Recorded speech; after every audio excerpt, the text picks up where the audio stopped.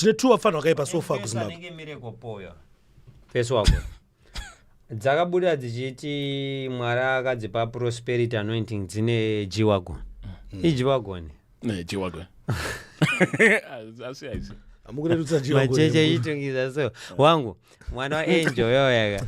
mwana Angel azane 18 if I'm not mistaken anozane race yes azane Lamborghini akatengira baba wake race last week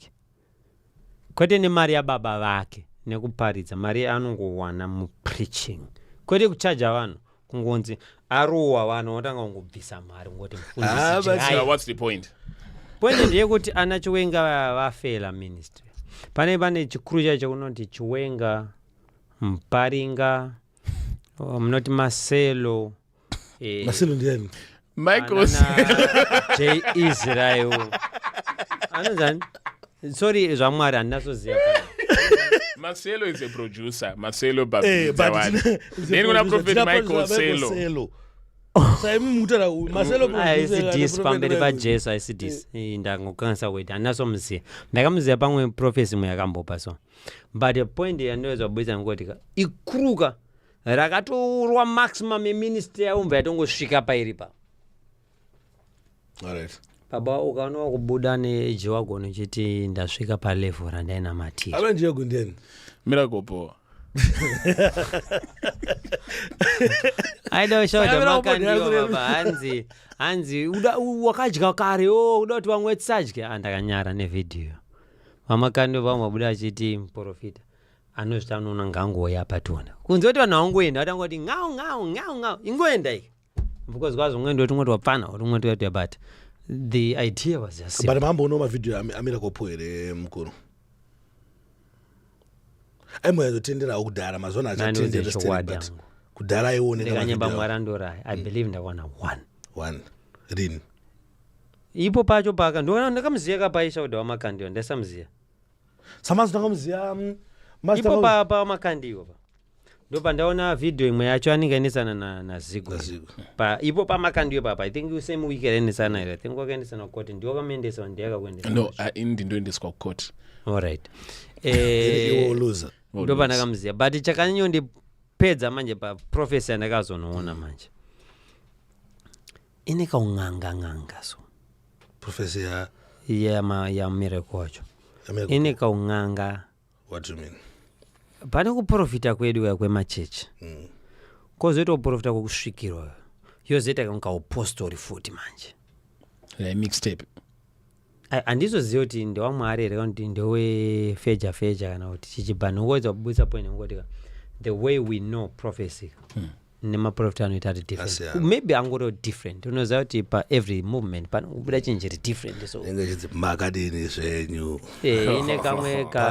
yange nikautsika mutanda is the best word yange nikautsika mutanda prophecy yacho yandakaona inini yange iri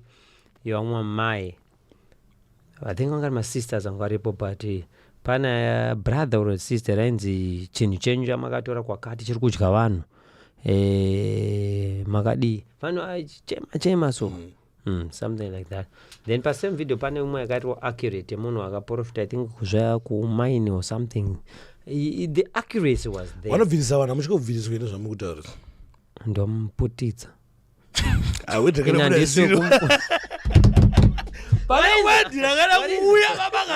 ndomputitsa inini ndiri kuchitongeza but every weekend ndakurira kumufombi you know what kana miracle power akapenga tada kuhotspot zvekuprofita zvacho ngauye apa inini ndenda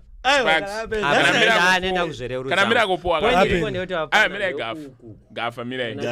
gafa chimomirai kana miracle power akapenga ma exact words amataura ndo akatisuvira kuchi kukoti ndo akatendesera kukoti direct as for the same thing akadati kuti wakashora kuti anoita zvechiutsika mutanda exactly ndo zvawakasungizirwa zvawakasungizirwa uya ndika takaita video tipa podcast then this guy ndosungizwa ini prophet wangu understand anokwata ndikwata prophet wangu understand prophet wako ndiani kuda Jose prophet ayo ndikutana izvozvo ayo no the prophet wakapa mosha uye ano haisi mhosva. It's like iye anofunga kuti imhosva because the person is innocent. Sakatika njeko tiri podcast ndika tiri 4. Then tichitaura chichaura kuti fake prophet ndiana munoona kunge fake prophet wako ndiani. Anditi ini mvana ndipo wandoona nge fake prophet passion jafa. Akatoda lezo. Bana msuwa. Zvikanzi ayo munoluza manje. Ndachakuzuya. Ndachakuendesa. Zvikanzi na Kundai ndichiwenga. Zvikanzi nango Saint different hapo pa prophets. Nyeatengesombo serious ndiye anozokunongesa mari nokuita maoiri aya nechichi which ndo munzwisa boss every prophet paikura neso tine zvimwe zvataingoita zvimwe zvazvingore ozongoti wamecha uzotangoregerera kuti point yatikuibata kuti kana Miracle 4 akapenga zvaanotaura kuti akapenga nditi akarwadziwa prophet wabva kuti anoita ungetsika mufombi ndiroke mufombi munosimudzirwa svisvada vada wana kumufombi ndovaratidzapo aiwa ande pa next